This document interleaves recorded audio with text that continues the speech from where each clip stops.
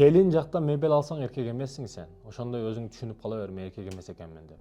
Апаңа атаң айт, сенин сөзүң өтөт. Эгерде сен үйдө ордуң болсо, күчүң болсо, кубатың болсо, мындай урматсызың болсо, ата энеңе дагы сөзүң өтөт. Түшүндүрүп айт. Ата, мен аялымдан эч качан мебель албаймын. Макул, ушу машинамды албай эле турайын, ушу келин мебелин менин кереги жок деп эле айтыш керек. Келинди өтө катуу кыйнап аткандар бар. Өзгөчө мына Жалал Абад, Ошто дагы өзбек бир туугандарыбыз дагы бар. Аларда дагы керек болсо масы холодильниги дагы ачып текшерип ушундай кылат экен да.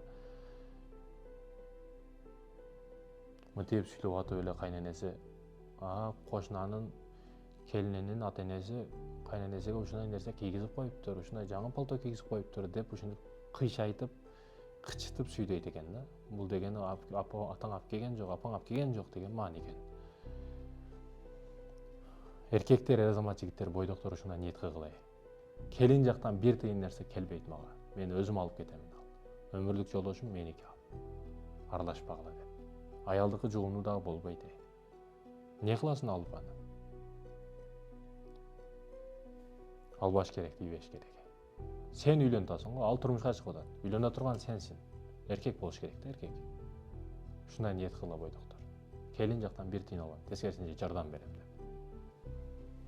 Ошондо ушул нерсени ниет кылсаңар, чындап ушуга жетесиңер. Келин жактан аламын, аялымды иштетемин деп ниет кылсаңар, анда иштетесиң дагы, келин жактан кыйнап акчасын дагы аласың, бирок береке таппайсың. Ниетиңе жетесиң. Эгер аялымды иштетпейм, үйдө караймын, бактылуу аял кыламын, калын палын дагы бирдеке көбүрөөк акча берем, бирок бир тыйын албаймын андан деп, мебель албаймын деп ниет кылсаңар, ошого дагы жетесиңер. Ниетти жакшы кылыш керек.